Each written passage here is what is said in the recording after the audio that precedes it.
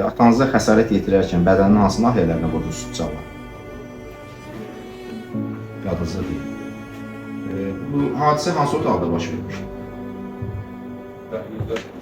Dəhlizdə. Yəni bir neçə otaqdan keçərək sürüşlər, ola dəhlizdə.